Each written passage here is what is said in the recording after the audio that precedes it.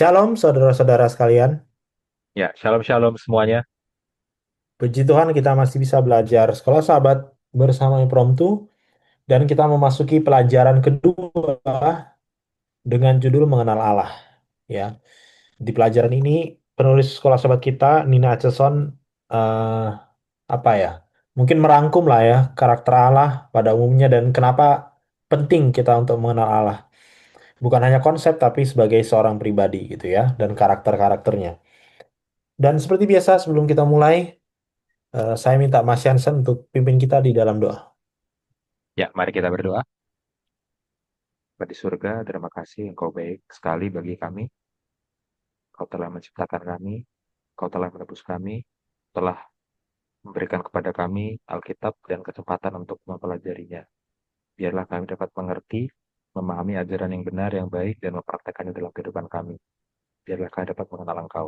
Kami mohon, berkatilah kami berbicara agar dapat sesuai dengan firman-Mu. Berkati juga semua yang menonton video ini, belajar bersama kami. Kami mohon ampunilah segala dosa dan kesalahan kami. Kami berdoa dalam nama Tuhan Yesus yang telah menebus kami dari dosa. Amin. Amin. Oke, monggo Mas Jansen. Ya, mengenal Allah, mengenal karakter Allah ya. Eh, Pembahasan ini bisa menjadi sebuah pembahasan yang filosofis, ya, bisa menjadi sebuah pembahasan yang eh, mengedepankan, menekankan abstraksi pemikiran kita tentang Allah, ya kan? Tapi sebenarnya kita tidak bisa sepenuhnya menjelaskan karakter Allah, Hmm. oke? Hasil pemikiran kita sendiri tentang karakter Allah itu terbatas. Pemahaman kita sendiri tentang karakter Allah itu terbatas. Yang perlu kita lakukan dan yang harus kita lakukan adalah memahami karakter Allah berdasarkan apa yang sudah Dia wahyukan. Oke? Yang harus kita lakukan adalah memahami karakter Allah berdasarkan bagaimana Allah sendiri menyatakan karakternya.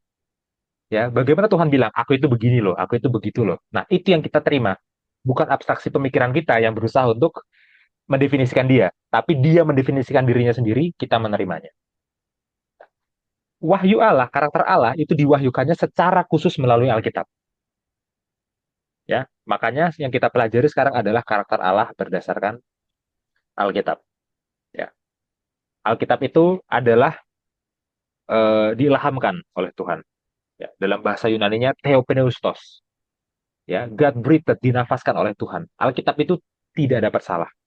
Satu-satunya sumber doktrin, sumber ajaran, sumber prakteknya tidak dapat salah.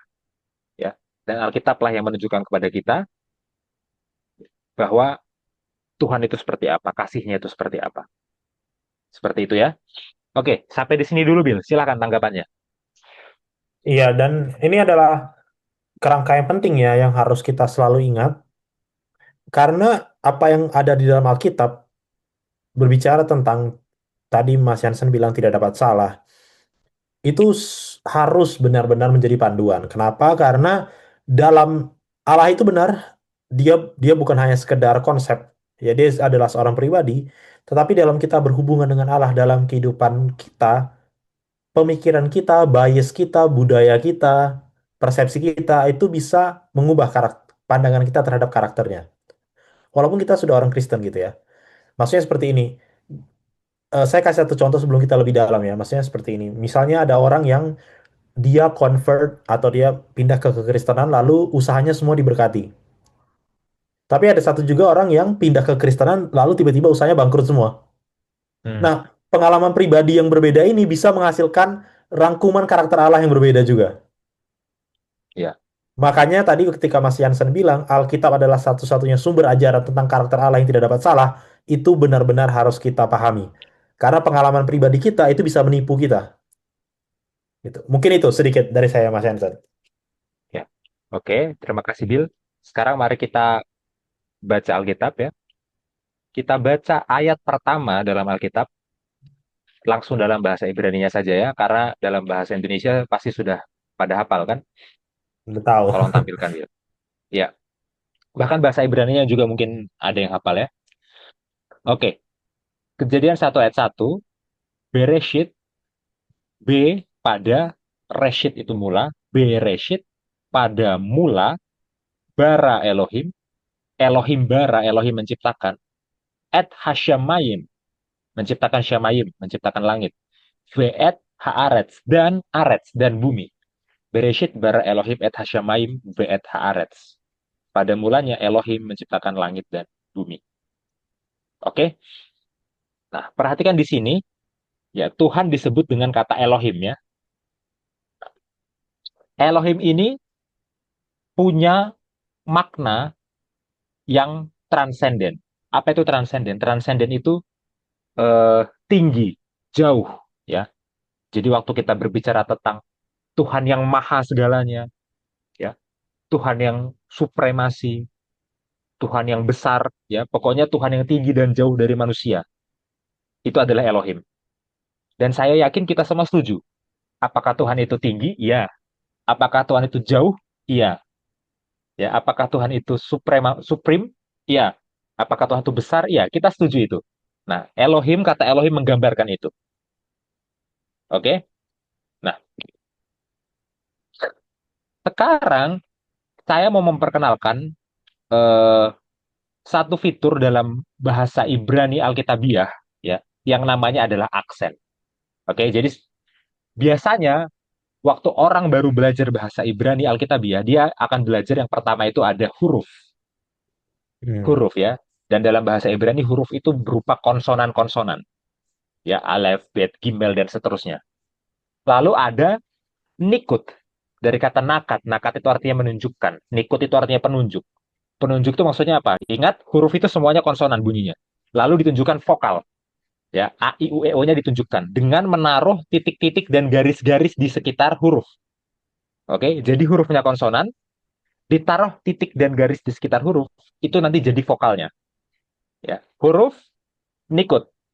Biasanya itu yang dipelajari waktu awal mempelajari bahasa Ibrani. Tapi waktu kita terus belajar sampai level menengah akhir, sampai level advance, ya, ada satu hal lagi yang mungkin terlewatkan, yaitu aksen. Nah, sekarang Bill, tolong tampilkan tanda aksen di Step Bible.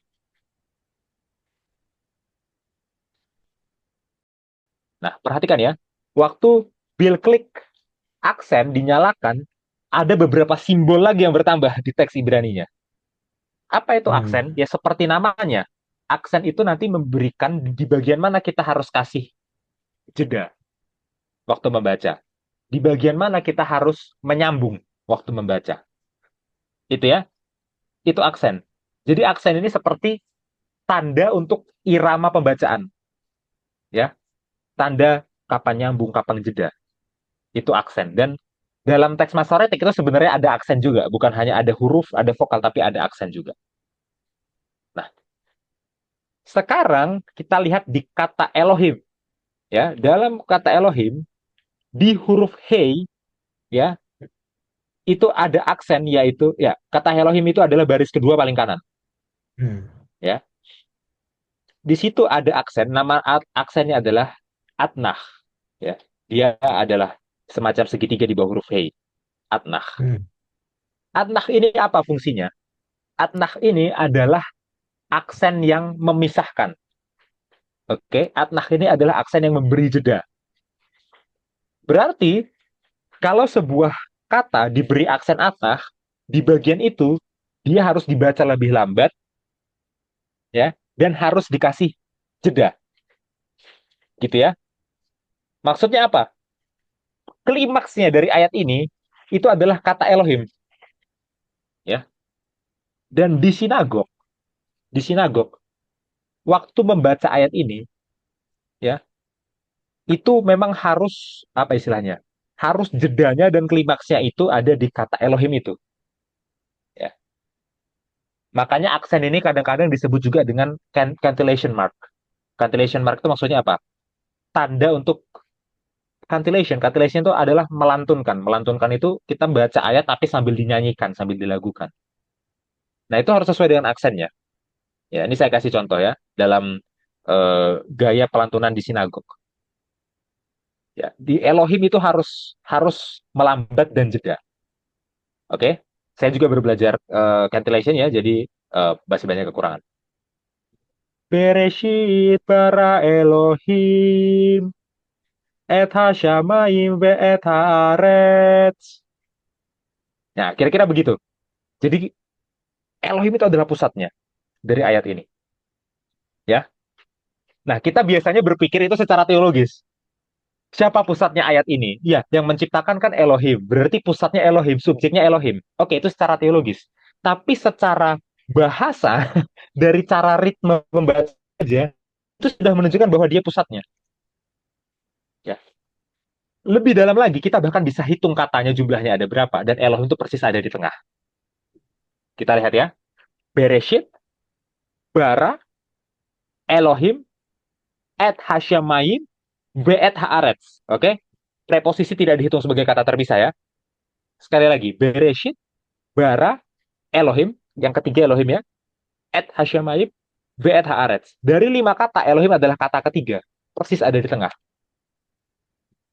Ya, jadi secara aksen, secara ritme pembacaan, juga secara jumlah kata Elohim itu benar-benar pusatnya. Bukan hanya kita analisis secara teologi subjeknya siapa enggak. Dari bahasanya itu udah kelihatan. Elohimnya itu muncul benar-benar menonjol. Ya, berarti sejak awal Allah itu adalah yang utama, itu maksudnya. Ya, sejak awal itu Allah itu adalah yang utama. Dan yang kita dapat di sini penggambaran Allah di ayat pertama itu kita belum belajar bahwa Allah itu kasih, belum. Ya, kita belum belajar bahwa Allah itu kudus, belum. Di ayat ini kita baru belajar bahwa Allah itu adalah pencipta. Ya, cara Alkitab membuka penggambaran tentang Allah itu adalah pencipta. Ya. Kalau memang dia pengasih, kalau memang dia kudus, tapi dia bukan pencipta kita, dia nggak layak dapat penyembahan. Ya, kenapa Allah dapat layak dapat penyembahan? Ya karena memang jari kita ini, tangan kita ini, ya mata kita ini, seluruh tubuh kita ini buatan dia. Dia pencipta, makanya dia layak dapat penyembahan. Itu yang harus ditanamkan dulu. Ya, gambaran pertama tentang Allah pencipta dulu. Nanti kita akan belajar yang lainnya. Tapi Allah itu sang pencipta. Oke, lanjut Bill. Kita baca ke kejadian 2 ya, kejadian 2 ayat 4 ya. Ya, mungkin langsung bahasa Ibrani saja ya karena ini bahasa Indonesia juga sudah cukup familiar ya. Ya, ayat 4 ya. Oke, kita nggak akan bahas aksennya di sini ya, tapi saya akan baca sesuai aksennya ya. Ele toledot hashemayim v'haaretz behi bartam. Beyom asot Adonai Elohim eretz ve shemayim. Ya, terjemahannya. Ele, inilah Toledot. Toledot itu adalah riwayat silsilah ya. Hasyamayim v'haaretz, langit dan bumi. Inilah riwayat, inilah silsilah langit dan bumi. Behibaram, dalam penciptaan mereka. Ya. Beyom asot Adonai Elohim, pada hari Adonai Elohim menciptakan Eretz v'shamayim, bumi dan langit. Ya, itu. Nah, sekarang di kejadian 2 nama yang digunakan berbeda. Ya, kalau di kejadian 1 nama yang digunakan adalah Elohim, ya, transenden, tinggi, jauh, supremasi, besar, ya. Elohim itu kejadian 1. Di kejadian 2 dia menggunakannya Adonai Elohim, bukan hanya Elohim, Adonai Elohim. Ya, dan waktu saya bilang Adonai itu saya bacanya Adonai, tapi tertulisnya adalah Yod He Vav He. Yod He Vav He, 4 huruf namanya. Oke? Yod He Vav He Elohim. Ya, kenapa di kejadian 2 berbeda? Bukan hanya Elohim, tapi Yod He Vav He Elohim. Karena kejadian 2 bukan mau menekankan Allah yang transenden. Kejadian 2 mau menekankan Allah yang imanen. Nah, ini apa lagi? Imanen itu artinya adalah Allah yang dekat, Allah yang intim, ya, Allah yang sahabat, ya. Bayangkan di kejadian 1 Allah itu seperti raja, ya. Nggak gampang ya, bahkan hampir tidak bisa untuk akrab dengan raja gitu kan. Ya. Di kejadian 2 Allah itu seperti sahabat, dekat, intim, ya. Dan YHWH, Yod Heh Vav He itu lebih menggambarkan sisi keintimannya daripada sisi eh, jauhnya. Ya. Maka di sini kita bisa melihat di kejadian satu dan kejadian dua, Tuhan tuh digambarkan sebagai dua-duanya.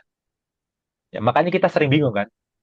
Kadang-kadang dalam pembahasan-pembahasan Alkitab ya, Tuhan itu sebenarnya maha tinggi atau maha dekat sih. Tuhan itu sebenarnya tak terjangkau, tak terselami, atau dia selalu ada dan selalu dekat. Itu kan seakan-akan kontradiksi. Ya, tapi Alkitab mengajarkan bahwa dia itu dua-duanya. Dia transenden dan imanen. Iya. Dia itu adalah tinggi dan dekat. Iya. Dia jauh dan intim. Iya.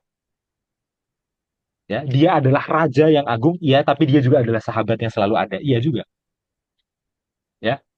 Dan kedua karakternya ini bukan bertentangan, tapi apa ya, menyatu dalam dirinya. Ya.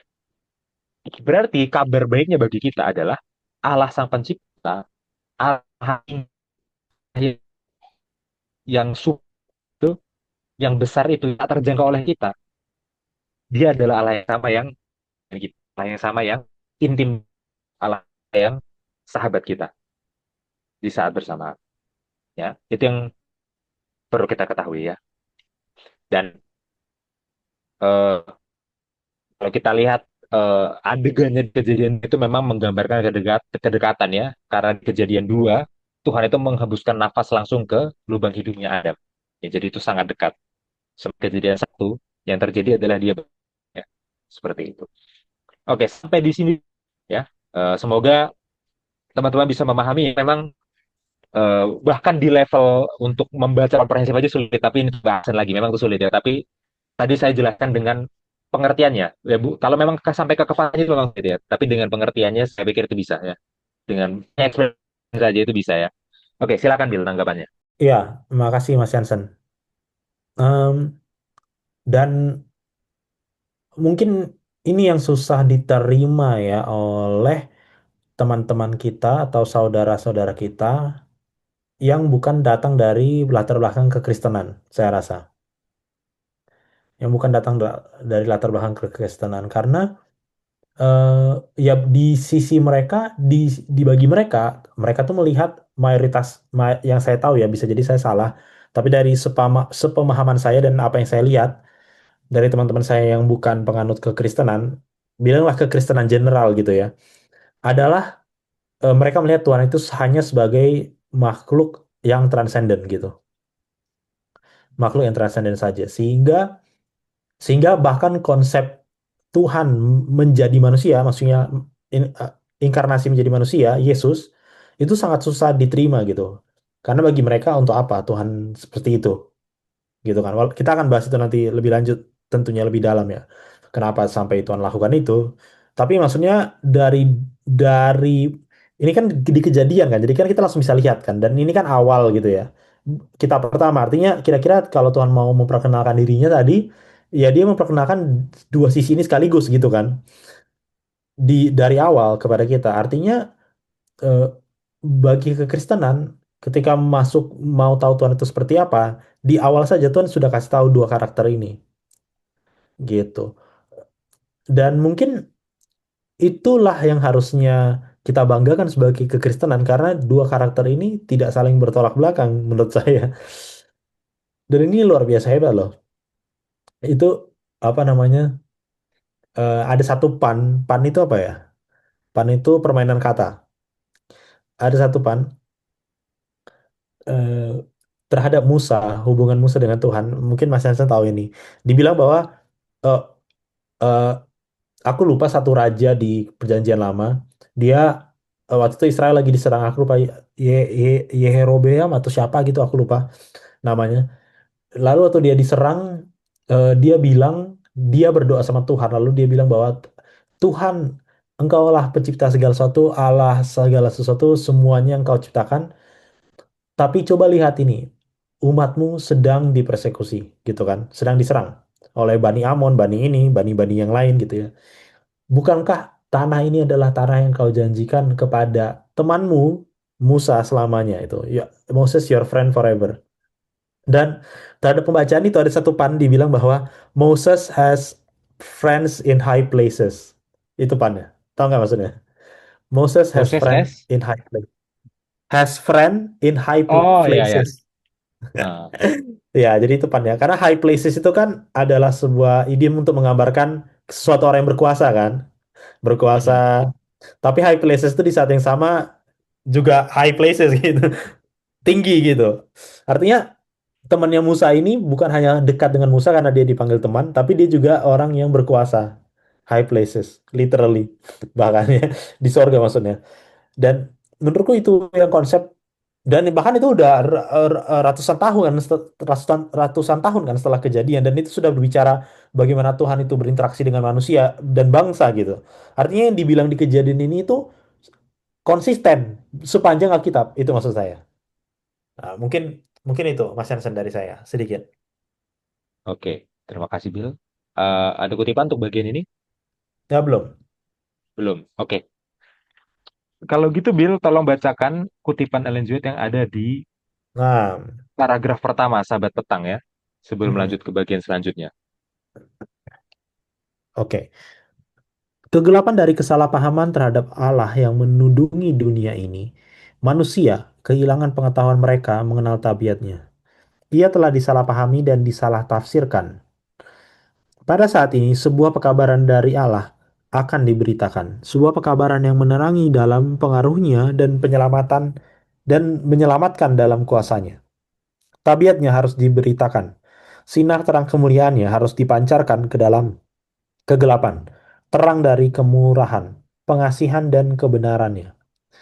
Sinar-sinar yang terakhir dari terang pengasihan, pekabaran pengasihan yang terakhir yang disampaikan kepada dunia adalah suatu pernyataan dari tabiatnya yang penuh kasih. Ellen G. White Membina Kehidupan Abadi halaman 320. Iya.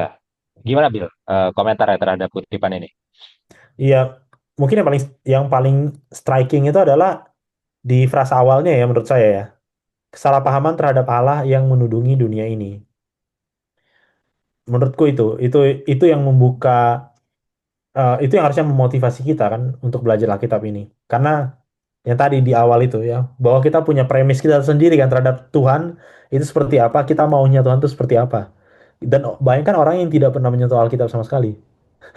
Premis seperti apa, versi Tuhan seperti apa yang terekspos dalam kehidupannya.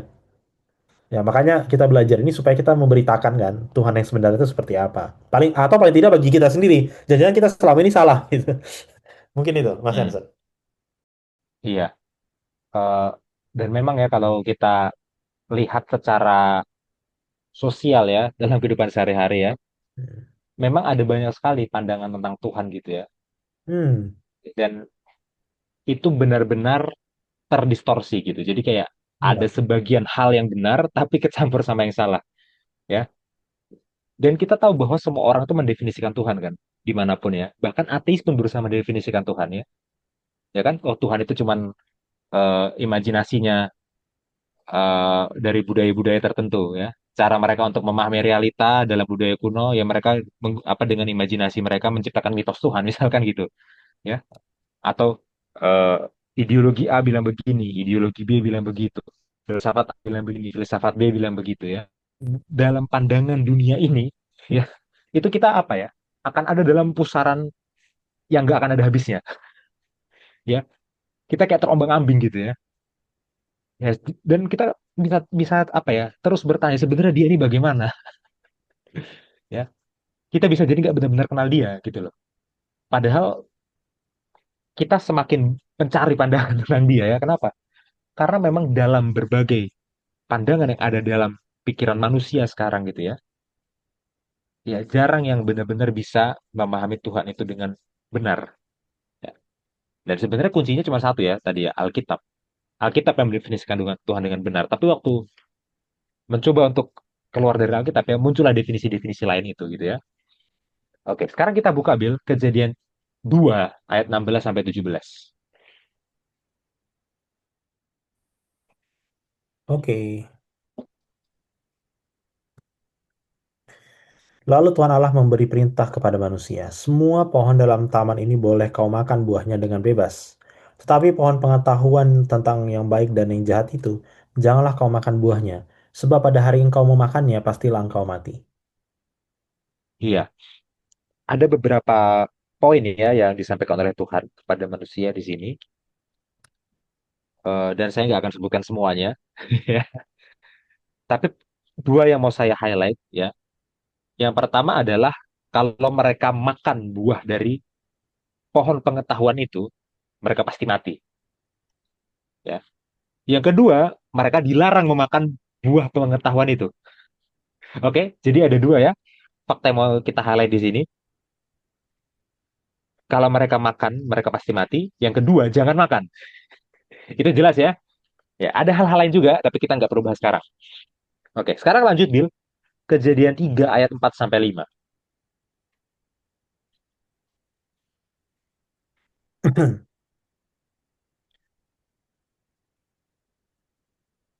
Tetapi ular itu berkata kepada perempuan itu, sekali-kali kamu tidak akan mati. Tetapi Allah mengetahui bahwa pada waktu kamu memakannya, matamu akan terbuka dan kamu akan menjadi seperti Allah. Tahu tentang yang baik dan yang jahat. Iya, ini benar-benar percakapan yang sangat mirip ya dengan kejadian 2 ayat 16 dan 17 ya kan? Orang sebutnya itu paralel berlawanan ya kan? Hmm. Artinya apa? Seolah-olah di sini sekarang Tuhan sedang mengutip perkataan Allah, tapi apa istilahnya? Menyampaikan versi lain ya. Dan versi lain ini berusaha menggantikan apa yang Allah sampaikan ya. Dan bahkan gayanya ular ini adalah seakan-akan dia lebih tahu daripada Allah. Oke, jadi dia kutip tapi dia revisi. Ya, ini yang benernya, bukan yang Allah bilang. Itu kira-kira. Nah, kalau kita baca dari ayat pertama ya, ular itu awalnya seperti mengajukan pertanyaan. Ya, awalnya lebih tersirat ya, awalnya lebih halus. Ya, ya mungkin Hawa kamu ini salah paham tentang Allah. Jadi awalnya ular itu nggak langsung belak-belakan. Ya. Tapi mulai ayat 4 sampai ayat 5 itu setan sudah lebih belak-belakan. Ular ya, ular sudah lebih belak-belakan.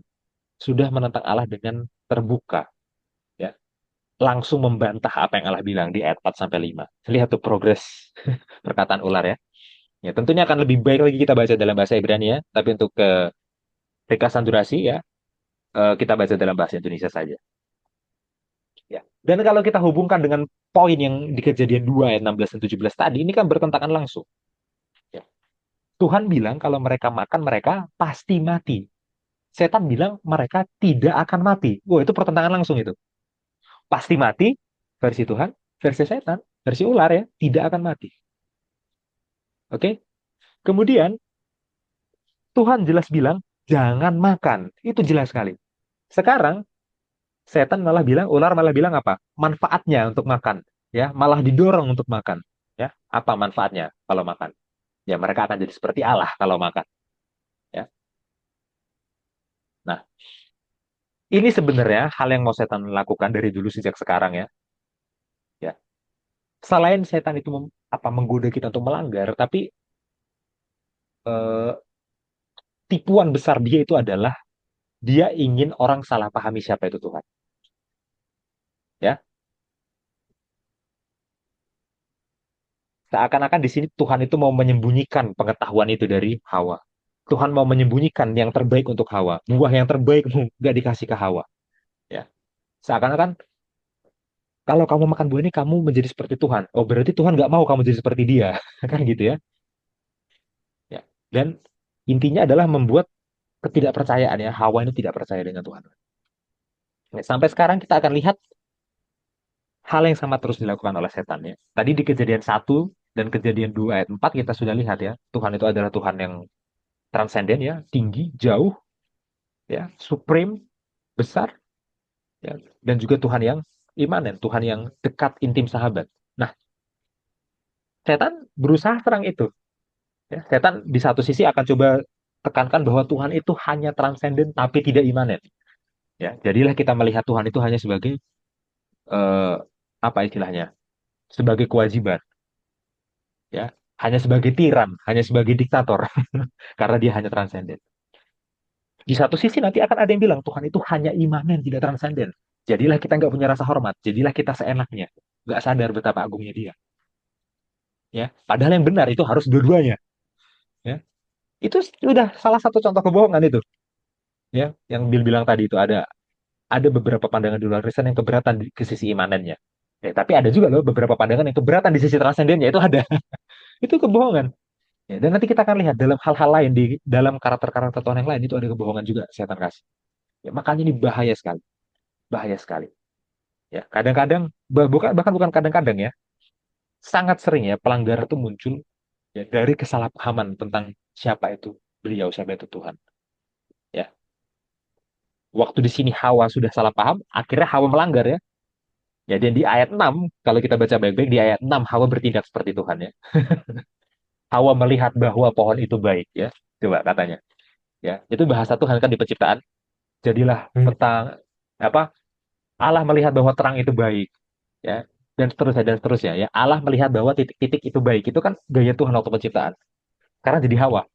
Hawa melihat bahwa pohon itu baik. Nah, beneran udah kayak Tuhan Hawa jadinya. Ya kan? Kenapa? Karena dia udah salah paham tentang Tuhan, makanya dia melanggar. Ya, dan ini sangat bahaya. Nanti kita akan lihat hal-hal lain lagi yang mungkin bisa disalahpahami oleh orang-orang di zaman sekarang ini tentang Tuhan ya. Dan itu sebenarnya dari dulu setan sudah berusaha untuk menyebarkan kesalahpahaman itu. Ya, oke. Sampai di sini Billy, silahkan tanggapannya. Iya, dan lagi-lagi ya, ini yang susah diterima oleh orang lain. Maksudnya gini, saudara, bukan orang lain lah, seolah-olah kita benar juga 100%. Maksudnya gini, eh, Alkitab itu mengatakan, saya percaya paling tidak, bahwa Alkitab itu mengatakan yang murni, yang mutlak murni. Jadi di luar itu, walaupun cuma 0,0000001 berbeda, itu artinya salah, gitu. Dan kita mau belajar yang benar, itu.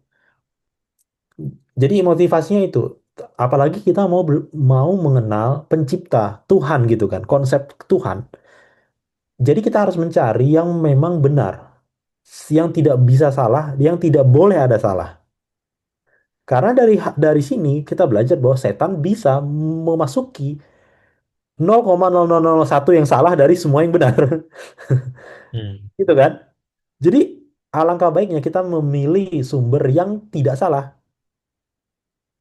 Nah, kenapa saya tekankan itu? Artinya dalam belajar sekalipun, jangankan saudara kita yang tidak pernah baca Alkitab ya. Karena saya percaya Alkitab ini adalah satu-satunya buku yang paling benar dan mutlak. Jadi saya rasa semua pemahaman teologi yang tidak berlandaskan Alkitab itu salah. Itu saya percayai. Yang tidak berlandaskan Alkitab ya. Tapi bagi kekristenan, orang yang belajar Alkitab, artinya bahkan kalau misalnya kita nonton podcast, kita nonton kita lihat risalah orang, kita baca tesis, kita diskusi sekolah sahabat, tapi kita nggak baca Alkitabnya, itu setan bisa loh memasuki 0,0001 sehingga apa yang kita diskusikan itu salah semua. Dan ini saya bicara dalam konteks Kristen, lebih dalam saya bicara dalam konteks Advent. Jadi alangkah sangat berbahayanya. Jadi kita pikirkan, oh selagi kita Advent kita aman lah. Terus kita nggak pernah baca Alkitabnya gitu. Kita diskusi sekolah sahabat nggak buka ayatnya. Yang buka ayatnya aja kita bisa salah ngerti kan, apalagi nggak buka ayatnya. Gitu loh. Jadi saya mau masuk ke aplikasinya gitu. Jadi jangan kita pikir oh ini untuk mereka yang belum kenal Tuhan. Oh ini belum ini untuk orang. Iya itu iya. Tapi di kita sendiri kita tuh ternyata masih membiarkan setan mengatakan hal yang 100% salah, tapi bukan karena setan mengatakan itu karena kita pilih sumber yang salah enggak, tapi kita pakai pikiran kita sendiri. Kita nggak buka Alkitabnya gitu. Jadi kita sambil diskusi, kita sambil berpikir, lama-lama berpikir, lama-lama miring sendiri gitu.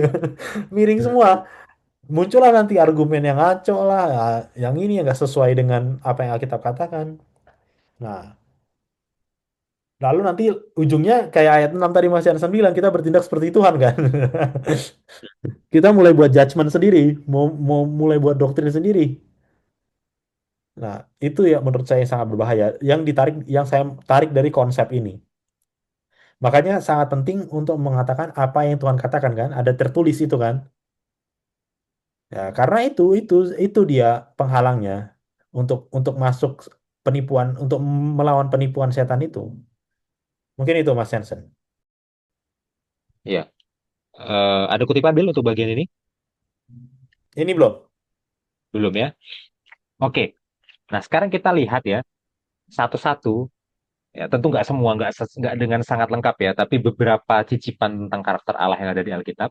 Dan kita lihat eh, kebohongan apa, kesalahpahaman apa yang berusaha setan tanamkan di dunia kita sekarang terhadap karakternya yang ini.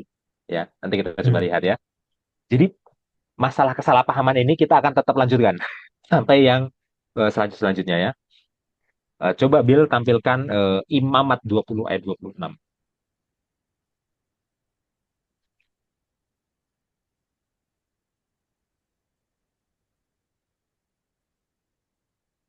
Kuduslah kamu bagiku sebab aku ini Tuhan kudus dan aku telah memisahkan kamu dari bangsa-bangsa lain supaya kamu menjadi milikku.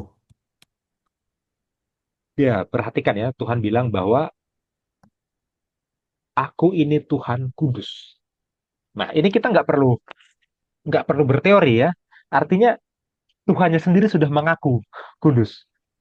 Ya, kita nggak perlu mengkonstruk dari pikiran kita sendiri. Sepertinya Tuhan tuh kudus, gitu kan? Enggak ya. Pengakuannya sendiri bilang Tuhan tuh kudus. Pengakuannya dicatat oleh Musa, yang mana dalam pencatatan ini Musa itu diilhamkan ya, dan catatannya sampai ke kita bahwa Tuhan itu memang kudus. Nah, apa itu kudus?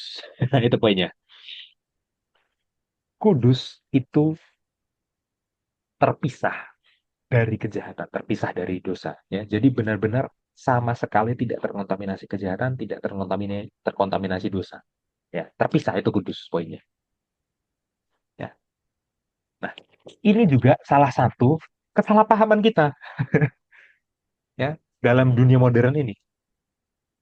Dalam dunia modern ini kita sering menekankan sisi eh, kemahatauan Allah ya sering. Ya Tuhan kan maha tahu, bla bla bla. Ya, biasanya keluarnya kapan itu? Kata Tuhan kan maha tahu. Kalau kita buat pelanggaran, Buat salah. ya kan? Ya Tuhan kan maha tahu. Tuhan maha tahu itu jadi alasan untuk membuat pelanggaran. Tapi kemahatauannya ini kita nggak mau hubungkan dan bahkan kita pisahkan dengan kekudusannya. Padahal Allah yang maha tahu itu adalah Allah yang kudus. Kemahatauan Tuhan adalah kemahatauan yang kudus. Kekudusannya adalah kekudusan yang maha tahu. Artinya apa? Dalam kemahatauannya, dia tidak mungkin melakukan yang jahat dan yang dosa. Sekali lagi, dalam kemahatauannya, dia tidak mungkin melakukan yang jahat dan yang dosa. Dalam kemahatauannya, dia tidak mungkin menoleransi yang jahat dan yang dosa. Karena kemahatauannya adalah kemahatauan yang kudus. Enggak, ya oke?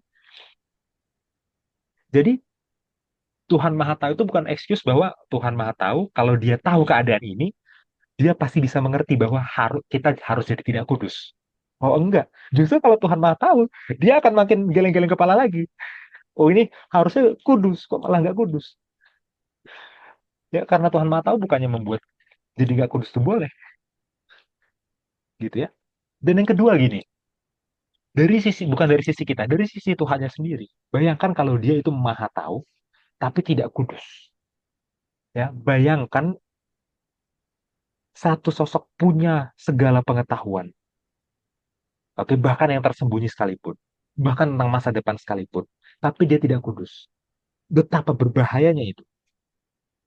Ya, sedikit pengetahuan aja, kalau itu tidak kudus, itu sudah bisa dimanfaatkan untuk jahat dan dosa.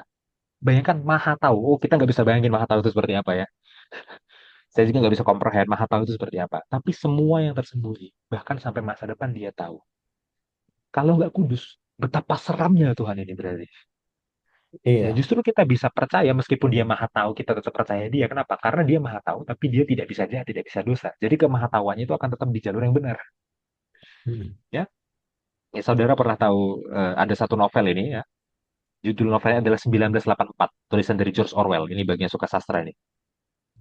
Ya. Novel 1984 tulisan George Orwell itu berbicara tentang sebuah kondisi masyarakat totalitarian. Masyarakat totalitarian yang mana semua kegiatan dari masyarakat itu dikontrol. Karena pemerintahnya maha tahu. Kenapa bisa pemerintahnya maha tahu? Karena pemerintah punya CCTV di mana-mana dan CCTV-nya terhubung AI. Itu literally di novel itu tertulis begitu. Ya, dan ini novel lama. Novelnya udah ada sebelum AI ada. Ya, itu ngeri sekali. Ya, jadi semua yang kita lakukan, semua yang kita katakan itu dipantau. Ya. Dan karena pemerintah maha tahu, pemerintah bisa melakukan apa istilahnya ya, pengontrolan, bisa mendiktasi, ya, diktator itu mendiktasi berarti gitu ya, bisa menindas, dia bisa mengekang rakyatnya, ya, karena rakyatnya nggak punya hal yang tersembunyi dari diktatornya, dari pemerintahnya. Dan sekarang hampir bisa, ya, elit-elit itu menjadi teknokrat-teknokrat, orang-orang yang duduk di petinggi teknologi yang bisa mempunyai eh, kondisi maha tahu. Itu aja udah serem. Nah, sekarang ada satu sosok maha tahu, tapi kita nggak perlu takut karena dia kudus, gitu ya. Nah, lalu itu baru tentang maha tahu. Bagaimana kalau maha kuasa? Oh, ini lebih serem lagi ya. Maha kuasa itu artinya apa? Ya, ini susah juga ya untuk komprehend maha kuasa ya. Nggak ada yang nggak bisa dia lakukan itu maha kuasa. Ya, ya kita belum pernah ketemu orang yang kayak gitu karena emang nggak ada, cuman ada Tuhan yang maha kuasa. Ya. Tapi bayangkanlah dia pencipta langit dan bumi, itu sudah jadi satu contoh itu maha kuasa. Tapi dia nggak kudus, dia bisa lakukan apapun, tapi dia nggak kudus. Artinya apa? Dia bisa lakukan apapun, tapi dia bisa jahat, bisa dosa. Apa yang akan membatasi dia? Betapa menyeramkannya itu. Ya, ya, ada satu pepatah politik bilangnya adalah absolute power tend to corrupt absolutely. Ya kan? Kekuasaan yang mutlak cenderung untuk corrupt mutlak juga. Artinya semakin besar kekuasaan orang, semakin cenderung godaannya, tendensinya untuk menyalahgunakan kekuasaan itu, kan ceritanya gitu kan. Nah, sekarang ada kekuasaan tidak terbatas, tapi dia nggak mungkin salah gunakan karena dia kudus. Ya, nah, mungkin ini tantangan juga ya dalam dunia ateisme juga gitu ya. Ya, kalau memang ada sosok yang maha tahu, bukannya bakal begini begini begini, bukannya kita ini ditindas, kita ini dikontrol, kita ini begini begini, bukannya dia akan menyalahgunakannya begini begini. Kalau ada sosok maha kuasa, bukannya nanti dia akan semena-mena lalu begini lalu begini. Ya, muncul berbagai prejudis tentang Tuhan. Karena hanya kemahatauan dan kemahakuasaan yang ditekankan itu poinnya. Begitu kekudusannya itu tidak ditekankan, bahwa dia itu tidak bisa tercampur dengan kejahatan dan dosa, kita akan dapat gambaran yang salah tentang Tuhan. Dan bahkan kita menganggap Tuhan itu ngeri sekali. Ya, makanya jangan salah paham. Kita harus paham. Dia itu tidak bisa jahat, tidak bisa dosa. Kita bisa percaya sama dia. Gitu ya. Oke. Sebelum kita kasih tanggapan, eh, kita baca Wahyu 4 ayat 8.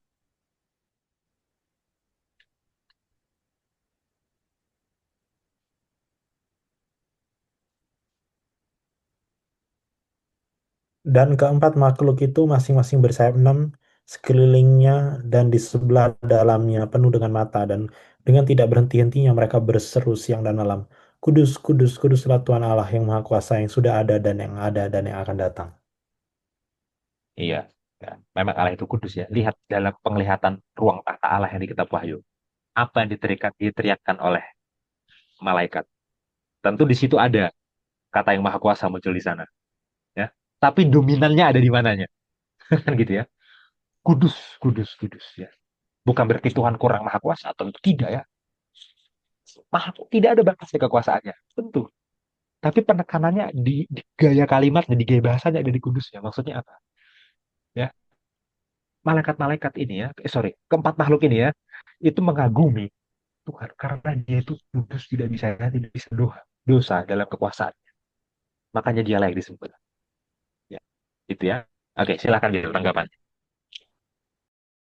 Eh, Kekristenan zaman ini, kalau saya lihat, itu kurang menekankan hal ini ya. Kurang menekankan hal ini. Jujur saya, bahkan dalam saya menjadi orang Kristen pun kurang menekankan hal ini. Eh, dan aplikasinya itu bisa sangat luas sekali ya. Bisa tentang hari Sabat, bisa tentang cara kita berdoa, cara kita menghadap Tuhan gitu kan.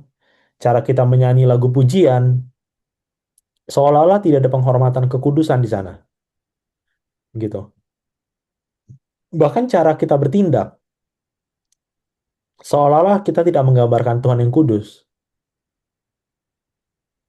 Padahal di sini tampaknya, terutama di ayat Wahyu 4 ayat 8 ya, tampaknya kekudusan itu yang lebih dominan gitu kan. Yang lebih dominan digambarkan tentang dia. Dan Kan jadi pertanyaan ya, kenapa itu yang lebih dominan? Paling tidak dari pembacaan sesaat lah. Karena kalau menurut saya, karena konsep maha kuasa itu mudah untuk difabrikasi, mudah untuk dijelaskan dan mudah untuk diterima. Karena kan dia pencipta ya, masuk akal kalau dia maha kuasa. Itu saudara nggak perlu jadi orang Kristen, saudara jadi orang yang apa spiritual, religius saja. Ya saudara percaya bahwa pencipta itu maha kuasa gitu. Makanya dia pencipta. Tapi kalau ada pencipta yang kudus, nah itu lain hal gitu. Itu lain hal. Anda bisa mengambil agama apapun, bahkan Anda bisa mengambil contoh dari apa namanya kepercayaan masyarakat atau bahkan dari lore atau bahkan dari apa itu namanya? Aduh, aku tiba-tiba blank katanya. Apa itu, Yan? Kalau kita bicara dewa-dewa satu budaya tertentu, mitologi. Oh, betul. Iya, Anda bisa ngambil mitologi. Ya, coba lihat itu Tuhan-Tuhan atau dewa-dewa yang dideskripsikan di mitologi itu. Apakah mereka kudus atau tidak gitu kan? Ya sangat tidak kudus bisa saya katakan, gitu kan. Dan eh, kekudusan ini ya, yang terpisah dari kejahatan dan dosa, itu menurut saya suatu konsep yang luar biasa tentang Tuhan, karena karena tadi kita baru belajar bahwa Tuhan itu transenden dan immanen di saat yang sama. Maksudnya gini, kalau kita pemahamannya Tuhan itu transenden saja, gampang kita menerima Tuhan itu kudus. Mungkin. Lebih mudah. Oh ya kan dia penciptakan dia di sana. Memang yang gak bisa berdosa itu cuma dia. Kita ini makhluk-makhluk ini, makanya tadi ada alasan kan, Tuhan kan maha tahu. Nah itu biasanya alasan-alasan kayak gitu tuh dari orang-orang yang menerima transendennya itu. Yang cuma menerima transendennya aja. Coba kalau saudara bayangkan Tuhan itu juga Tuhan yang imanen. Artinya ketika dia menjadi manusia dalam hal ini Yesus, tantangan yang sama juga jatuh pada dia dong, yaitu harus tetap kudus. Nah itu kan jadi beda cerita kan. Makanya gak bisa menerima transenden saja dan imanen saja, karena dalam hal kudus ini kita bisa jadi marah dengan Tuhan kalau kita cuma menerima transenden. Kita bisa bilang enak aja, ya memang lu yang transenden doang, kan cuma lu yang mampu, kita kan gak mampu. Maksudnya kita kan gak ada contohnya, gak ada yang bisa kita relate gitu. Nah tapi dengan adanya Yesus yang tetap mempertahankan kekudusannya, nah itu bisa menjadi suatu harapan bagi kita bahwa undangan untuk menerima kekudusan ini possible gitu loh. Itu mungkin. Itu bisa kita lakukan dan kita tidak bisa dan kita tidak lagi pakai alasan Tuhan kan Maha tahu gitu kan.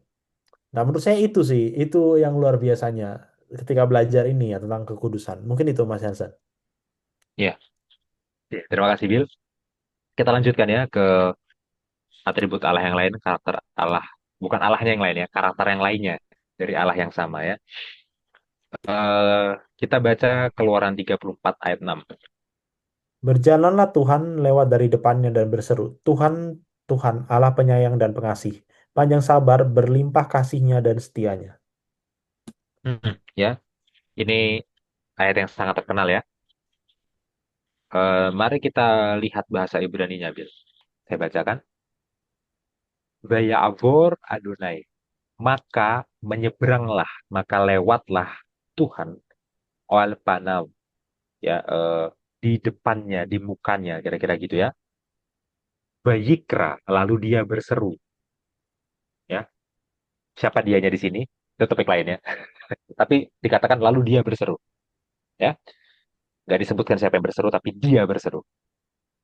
Adonai, Adonai, Tuhan, Tuhan, El Rahum, ya. Allah yang Rahum. Nah, ini menarik. Bahasa Indonesianya adalah Allah penyayang. Tapi bahasa Ibrani-nya adalah El Rahum, ya.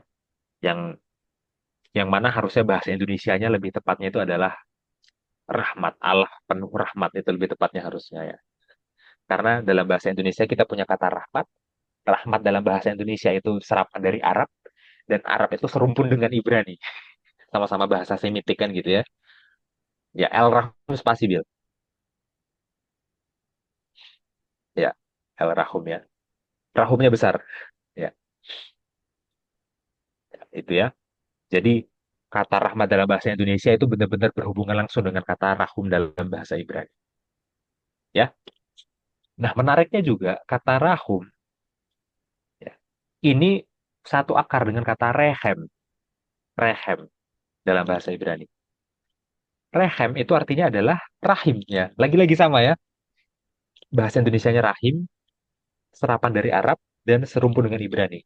Jadi rahim Ibrani, rahim ibu itu ya dalam bahasa sorry, rahim ibu dalam bahasa Indonesia itu berhubungan langsung dengan kata rehem dalam bahasa Ibrani. Oke? Ya, kita coba recap ya supaya nggak bingung ya. Kata rahmat dalam bahasa Indonesia berhubungan dengan kata rahib dalam bahasa Indonesia. Yang mana itu diambil dari bahasa Arab, yang serumpun dalam bahasa Ibrani. Dan dalam bahasa Ibrani, kata rahum berhubungan dengan kata rehem. Ya, maksudnya apa? Rahum itu adalah Allah yang pengasih seperti rehem. Allah yang pengasih seperti ibu sayang kepada anaknya, itu maksudnya. Ya, waktu dikatakan Allah penyayang dalam bahasa Indonesia, sebenarnya bahasa Ibrani adalah Allah yang rahum, Allah yang berrahmat seperti rehem ibu, seperti rahim ibu. Itu maksudnya kasih Allah di sini. Ya, lalu dikatakan Vehanun, ya, Vehanun. Ya, Hanun itu eh, ya apa penuh perkenanan. Itu Hanun ya, kira-kira gitu ya.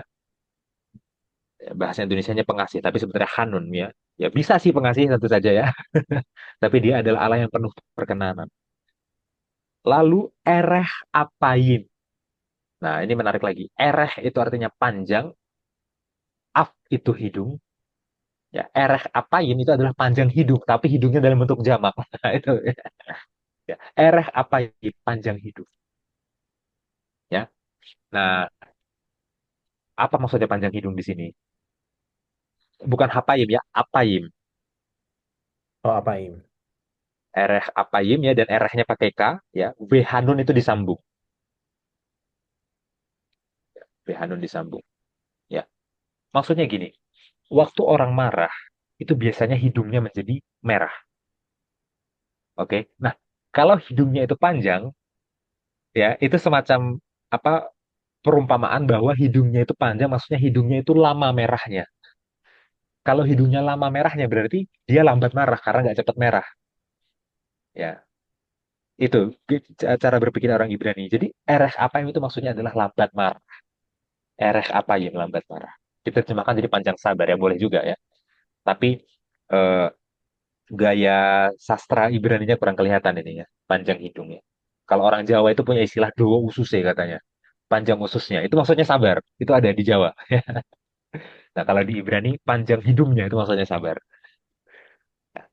Lalu Verav Hesed dan Rav. Rav itu artinya adalah besar atau banyak. Ya, berlimpah juga boleh.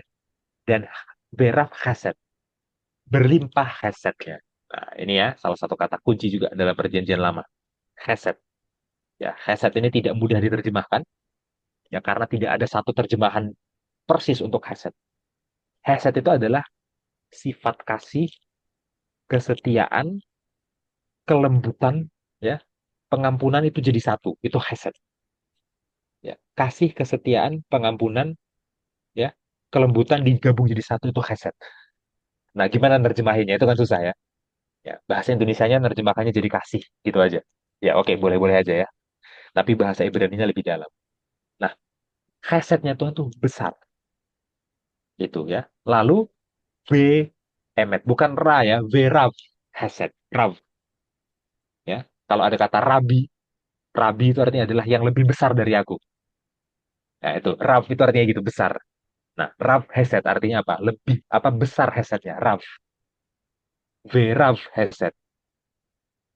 Gini, Ya, V dan ravnya nyambung, ravnya pakai V. Ya, pakai vet ya, vet bentuk lemah ya. Vera vet. Iya, bentar, bentar. Vera headset ya. Oke, oke. Itu dia ya. Ya, kita lanjutkan ya. Lalu yang selanjutnya adalah V emet dan emet. Nah, emet ini menggambarkan Tuhan itu adalah benar. Ya, benar itu bukan dalam arti benar eh, secara moral ya, meskipun Tuhan itu juga benar secara moral. Ya, benar secara hukum itu benar. Ya, tapi ayat ini bukan ngomongin itu. Ayat ini ngomongin emet. Emet itu maksudnya adalah benar sesuai realita. Itu maksudnya emet. Benar sesuai realita itu maksudnya adalah apa yang dia katakan dan yang dia lakukan itu sinkron. Ya, kalau dia bilang dia A, maka tindakannya benar-benar A. Kalau dia bilang dia B, tindakannya benar-benar B. Nah, emet itu maksudnya itu benar sesuai fakta. Tuhan itu adalah Tuhan yang benar, true. Ya. Nah, jadi ini adalah penggambaran atribut-atribut Tuhan. Ya. Memang ini bisa disingkat jadi satu kata kasih ya, tapi kedalamannya ya kasih seperti seorang ibu. Ya, panjang hidungnya ya, tidak mudah merah mukanya. Jadi dia nggak gampang marah, lama marahnya karena hidungnya panjang. Jadi susah untuk bikin merah hidungnya itu susah. Ya, lama marahnya. Ya, Hmm. dia adalah Hesed. Ya, dia itu ya bukan hanya kasih, tapi kasih setia, eh, kelembutan, ya digabung jadi satu. Hesed ya, dan dia benar. Nah inilah Tuhan ya. Itulah kasihnya Tuhan. Oke, lanjut Bill. Sekarang ke perjanjian baru. 1 Yohanes 4 ayat 8.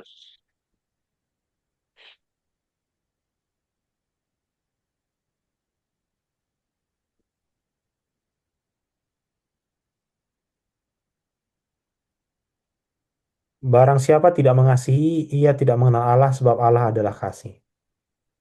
Oke, ya sangat straightforward ya. Nah, biasanya kita itu mulai pembahasan tentang Allah dari ayat ini. Allah itu Hmm. apa? Allah itu adalah kasih, ya. Dan tentu saja ini benar. Tapi perhatikan kita mulainya bukan dari sini. Kita mulainya dari kejadian dulu. Allah itu adalah pencipta itu dulu, ya. Basic idenya dulu, baru yang lain-lainnya kita jelaskan, ya. Nah, Allah adalah kasih, ya. Apa maksudnya? Nah, coba kita buka bahasa Yunaninya, Bil.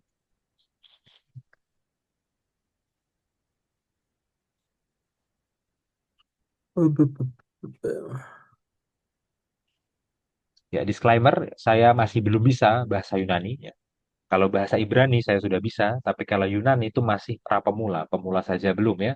Jadi butuh banyak sekali eh, kritik ya terkait eh, pemahaman saya, terkait pronunciation saya, pemahaman tata bahasa, cara menerjemahkannya ya, dan lain-lain ya. Oke, saya bacakan. Home agapon uk egon ton theon. Barang siapa tidak agapon, barang siapa tidak mengasihi, uk egno, sorry, bukan uk egon, uk egno tidak mengetahui tonteon, tidak mengetahui Tuhan. Barang siapa tidak mengasihi, tidak mengetahui, tidak mengenal Tuhan. Hoti, ya, karena hoteos, Tuhan, agape estin. Tuhan adalah agape. Tuhan adalah kasih. Oke, saya pernah baca satu seminar, apa, satu judul PA, judulnya adalah Love is a Verb. Judulnya gitu. Ya, maksudnya adalah seminar itu mau menekankan bahwa kasih itu harus dipraktekkan. Kasih itu adalah kata kerja, jadi kasih harus dipraktekkan. Tujuan seminarnya bagus. Tapi secara linguistik itu salah. Karena secara linguistik, kasih itu bisa kata kerja, bisa kata benda. Tergantung kita lagi bicaranya dalam konteks apa.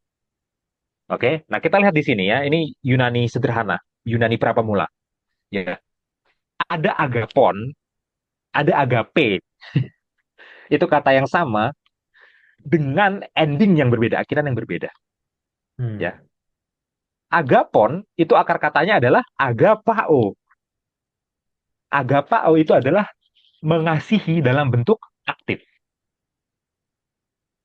Ya, agapao. Nah, itu adalah kata kerja. Ya, nah kalau agapon, ya, agapon itu adalah bentuk yang lain lagi. Jadi kalau agapao itu dalam bentuk aktif, agapon itu bentuk lain lagi. Ya, agapon bukan dalam bentuk aktif ya. Agapon itu bentuk lain, tapi agapaunya bentuk aktif. Oke. Tapi poinnya adalah itu kata kerja, itu poinnya. Poinnya itu kata kerja. Ya, tapi perhatikan di bagian akhir dari ayat ini ada kata agape. Nah, kalau agape itu apa? Bukan kata kerja. Agape itu adalah kata benda. Ya, love is a noun dalam konteks kali apa akhirnya. Barang siapa yang tidak kasih dalam kata kerja, ya, dia tidak mengenal Tuhan. Karena Tuhan adalah kasih dalam kata benda. See? Jadi love itu verb atau noun ya. Ya kalau kita mau bicara secara lebih detailnya, dia bisa dua-duanya tergantung konteks apa gitu ya. Tentunya dia harus dikerjakan juga. Itu maksud seminar PA-nya kan. Ya tapi secara linguistik nggak begitu ya. Jadi poinnya begini ya. Poinnya Allah itu kasih. Itu bukan hanya karena dia melakukan kasih. Ya, itu yang kita pikirkan. Pikiran kita itu gitu. Oh, pengasih itu artinya melakukan kasih. Oke, itu definisi manusia, benar. Tapi bagi Allah, Allah itu kasih. Memang dia melakukan juga, betul. Tapi Allah itu kasih bukan karena hanya dia melakukan kasih. Enggak. Tapi Allah itu adalah kasih itu sendiri. Dia intinya kasih. Makanya di sini pakai kata benda. Pakainya agape, kata benda. Ya. Oh iya, kalau kita baca detail beda loh agapon sama agape ya. Endingnya aja beda kok. Itu harus kita bisa lihat ya. Gitu. Jadi inti dari siapa dia sebenarnya. Ya, dia itulah kasih itu. Ya, makanya tindakannya adalah kasih, tentu iya.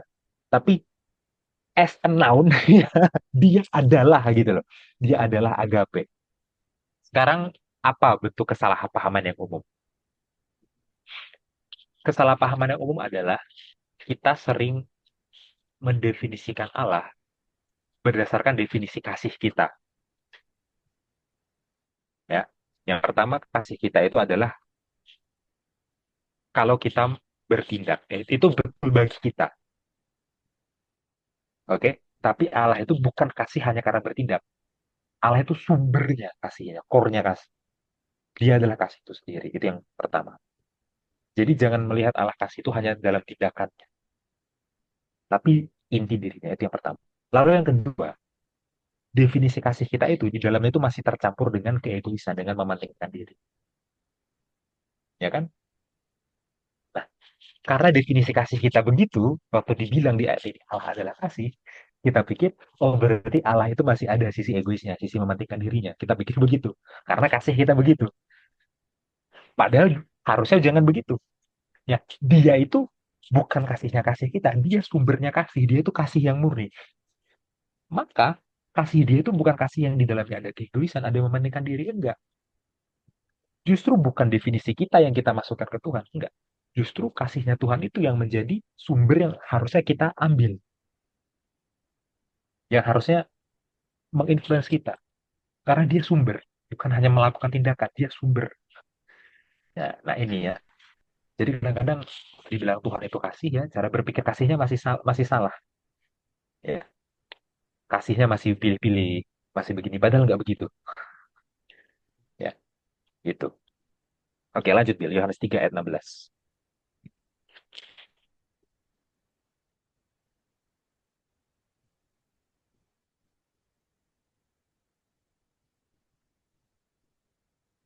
Karena begitu besar kasih Allah akan dunia ini, sehingga ia telah mengaruniakan anaknya yang tunggal, supaya setiap orang yang percaya kepadanya tidak binasa, melainkan beroleh hidup yang kekal. Iya, jadi ayat favorit semua orang, favorit saya juga ya. Nah, apa puncak terbaik dari kasih Allah itu?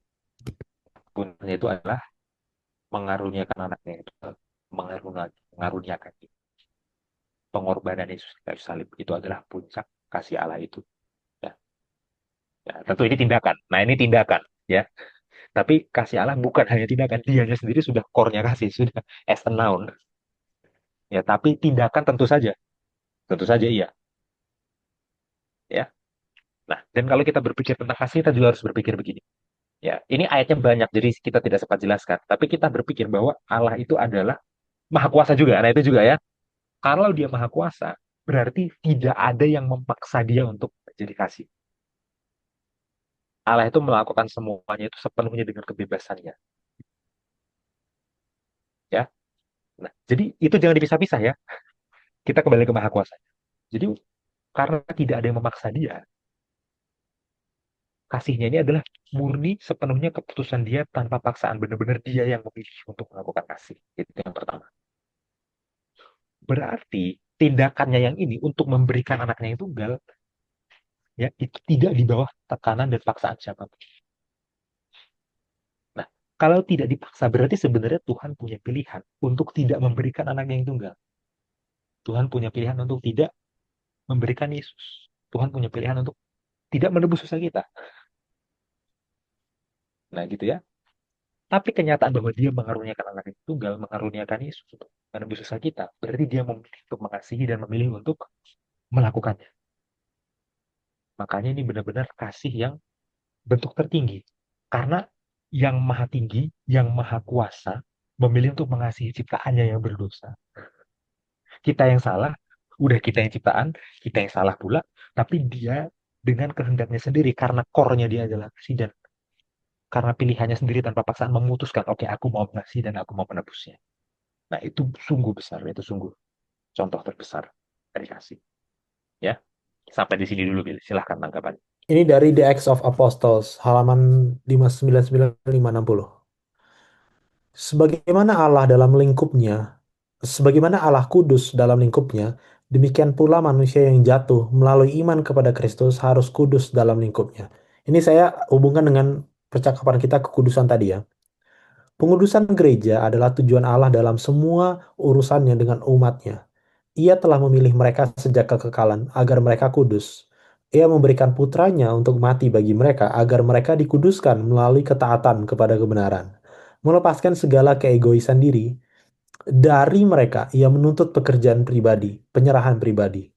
Allah dapat dimuliakan oleh mereka yang mengaku percaya kepadanya hanya jika mereka dibentuk sesuai dengan gambarnya dan dikendalikan oleh rohnya.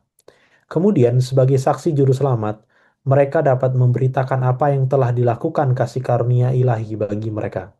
Pengudusan sejati datang melalui penerapan prinsip kasih. Allah adalah kasih, barang siapa tidak tinggal dalam kasih, barang siapa tinggal dalam kasih, ia tinggal dalam Allah dan Allah tinggal dalam dia. 1 Yohanes 4 ayat 16. Kehidupan orang yang di dalam hatinya Kristus tinggal akan mengungkapkan kesalehan praktis. Karakter akan dimurnikan, ditingkatkan, dimuliakan, dan dimuliakan. Ajaran yang murni akan berpadu dengan perbuatan kebenaran. Perintah surgawi akan bercampur dengan praktik-praktik kudus. Mereka yang ingin memperoleh berkat pengudusan harus terlebih dahulu mempelajari arti pengorbanan diri. Ini luar biasa ya. Keharuman kasih kita kepada sesama manusia yang mengungkapkan kasih kita kepada Allah. Kesabaran dalam pelayananlah yang membawa ketenangan bagi jiwa. Melalui kerja keras yang rendah hati, tekun, dan setia, kesejahteraan Israel ditingkatkan. Allah menopang dan menguatkan orang yang bersedia mengikuti jalan Kristus. Pengudusan bukanlah pekerjaan sesaat, 1 jam, 1 hari, tetapi seumur hidup. Ia tidak diperoleh melalui perasaan gembira sesaat, tetapi merupakan hasil dari terus-menerus mati terhadap dosa dan terus-menerus hidup untuk Kristus. Kesalahan tidak dapat diperbaiki atau reformasi karakter dapat dilakukan dengan upaya yang lemah dan terputus-putus. Hanya dengan upaya yang panjang dan tekun, disiplin yang berat, dan konflik yang keras, kita akan menang. Kita tidak tahu suatu hari nanti seberapa kuat konflik kita di hari berikutnya. Selama setan berkuasa, kita akan memiliki diri sendiri untuk ditaklukkan. Dosa-dosa yang mengurung untuk diatasi selama hidup masih ada. Tidak akan ada tempat berhenti. Tidak ada titik yang dapat kita capai dan katakan, saya telah sepenuhnya mencapainya. Pengudusan adalah hasil dari ketaatan seumur hidup. Ya, saya kasih kutipan panjang ini karena ini merangkum 2 poin tadi ya tentang karakter Allah. Lalu kita yang mengaku eh, pengikut Kristus, kira-kira apa pelajaran praktisnya ya? Karena ini pelajaran devotional, ya kan? Ingat di dalam kutipan ini ada beberapa hal yang disinggung. Kehidupan kudus yang praktis. Itu bukanlah kudus sesaat gitu kan, tapi adalah usaha yang panjang, tekun, disiplin. Nah, tapi orang yang tekun disiplin itu tidak bisa tidak kasih, karena tidak bisa kudus tanpa mengorbankan diri. Ya, saya ingat tadi waktu Mas Yansen bilang Bayangkan kalau misalnya Tuhan itu kudus, bayangkan kalau misalnya Tuhan itu maha kuasa dan tidak kudus. Sangat berbahaya. Nah, coba saudara bayangkan kalau Tuhan itu maha kuasa, kudus, tapi tidak kasih. Apakah mungkin? Sulit kan menggambarkan orang yang kudus tapi tidak kasih? Kalau menggambarkan orang yang maha kuasa dan tidak kudus, atau maha kuasa dan tidak kasih, itu mudah. Tapi kalau menggambarkan Hmm, orang yang kudus tapi tidak kasih, itu susah. ya, Dan itulah Tuhan yang kita sembah. Definisi dari kasih itu, itulah dia sendiri. Karena dia kudus. Dan dalam kutipan ini dikatakan, bagi kita yang mengaku pengikutnya, kita sudah diberi contoh nih, Yesus. Hidup di dunia sebagai manusia, bisa kudus, dan itu adalah bentuk ekspresi dari kasih yang paling final gitu ya. Mengorbankan diri. Nah, gimana dengan kita, saudara sekalian? Ya, apakah kita mengaku hidup kudus tapi kita tidak kasih?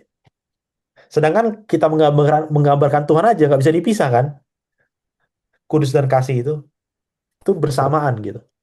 Ya ini kutipan yang menurut saya bagus sekali ya. Ada banyak sekali punchline-nya di dalam kutipan ini, walaupun agak sedikit panjang, tapi mungkin itu yang bisa saya bagikan, Mas Hansen. oke. Oke, terima kasih, Bill. Kita lanjutkan Yohanes 14 ayat 9.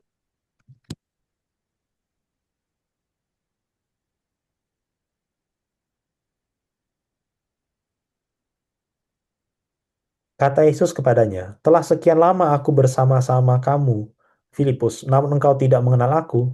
Barang siapa telah melihat aku, ia telah melihat Bapa. Bagaimana engkau berkata, tunjukkanlah Bapa itu kepada kami. Iya, poinnya adalah di kalimat barang siapa telah melihat aku, ia telah melihat Bapa. Ya, barang siapa telah melihat Yesus, dia telah melihat Bapa. Ya, eh, pernyataan paling jelas tentang siapa Allah itu ada dalam diri Yesus ya. Waktu Yesus menjelma jadi manusia, ya seperti itulah Allah itu ya. Karakternya itu yang paling jelas. Mau tahu seperti apa Bapak itu? Ya lihat aja Yesus. Seperti apa Bapak itu? Lihat kata-kata Yesus bagaimana. Lihat tindakannya bagaimana. Lihat perilakunya bagaimana. Lihat kasihnya bagaimana. Ya seperti itulah Bapak. Ya, jadi ditunjukkan secara sempurna bagaimana Allah itu dengan Yesus menjelma jadi manusia. Bagian sulitnya adalah kita tidak pernah melihat dia secara langsung. Itu bagian sulitnya ya. Ya, karena sekitar 2000 tahun yang lalu, dia sudah naik ke surga. Jadi kita tidak pernah melihat secara langsung, mendengar secara langsung kata-katanya. Melihat secara langsung tindakannya itu, perilakunya, kasihnya. Lalu dari mana kita bisa tahu Allah? Sedangkan yang menyatakannya aja kita nggak pernah lihat. Jangan salah,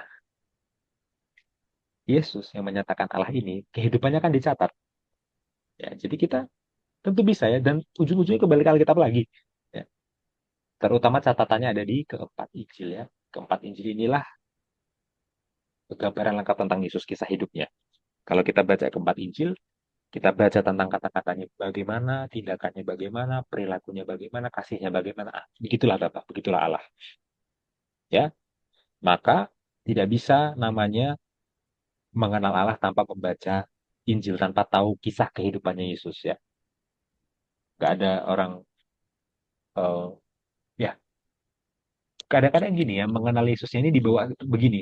Mengenal Yesus itu adalah Yesus menolong kita dalam pergumulan.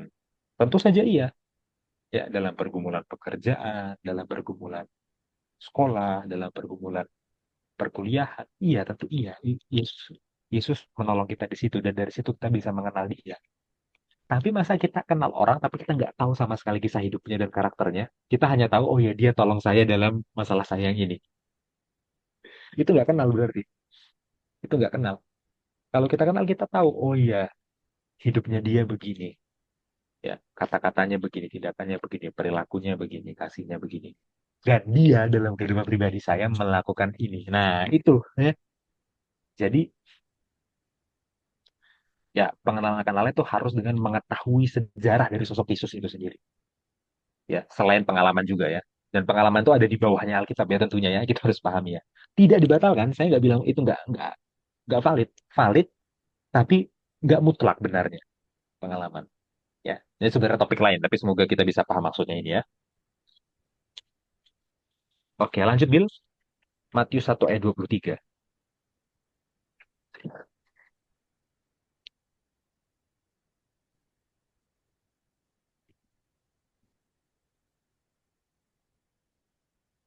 Sesungguhnya anak darah itu akan mengandung dan melahirkan seorang anak laki-laki, dan mereka akan menamakan dia Immanuel, yang berarti Allah menyertai kita.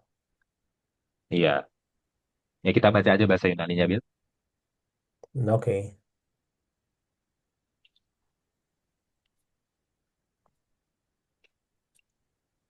2, 3.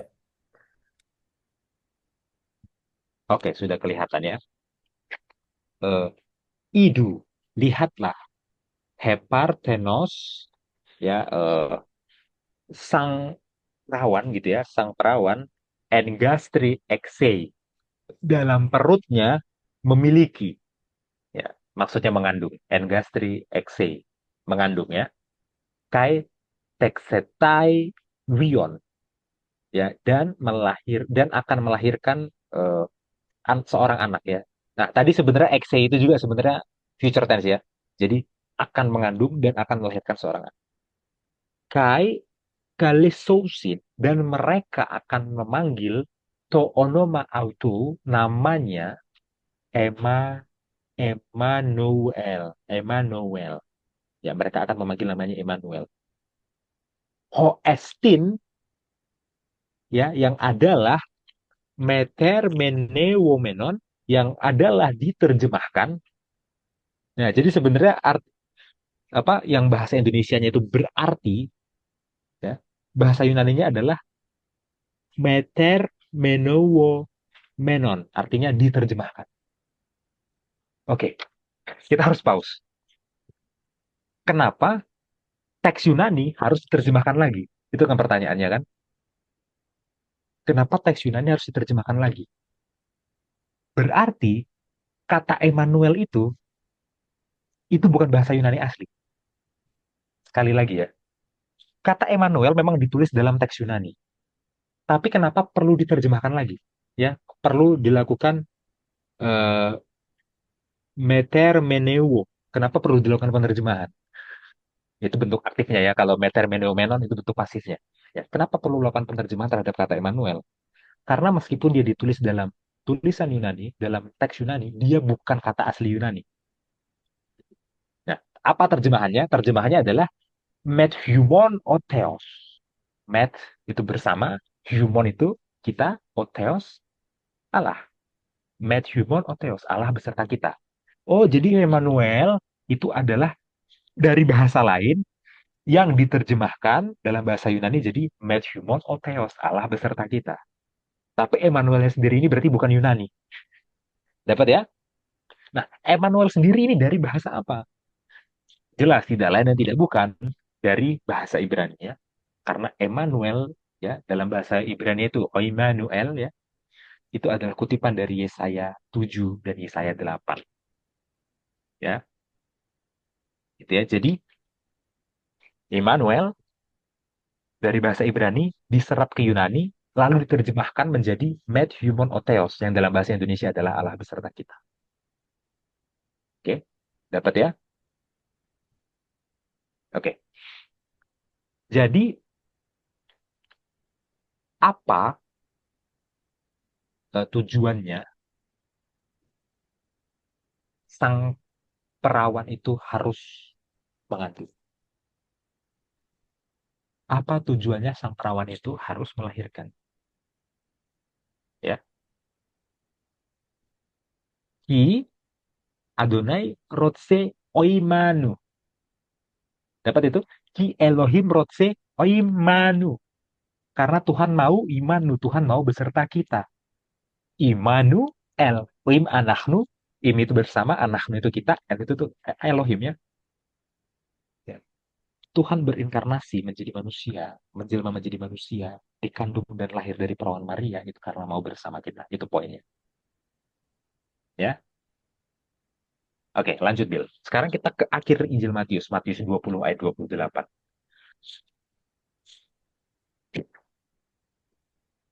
Matius 28. Matius 2, ya, oh ya, 28 ayat 20, kebalik. Iya. 28 ayat 20, ya. Sorry, sorry, sorry. Dan ajarlah mereka Silakan, Bill. melakukan segala sesuatu yang telah kuperintahkan kepadamu. Dan ketahuilah aku menyertai kamu senantiasa sampai kepada akhir zaman. Iya, eh ya boleh deh Yunaninya juga deh. Ya biar biar makin apa detail ya.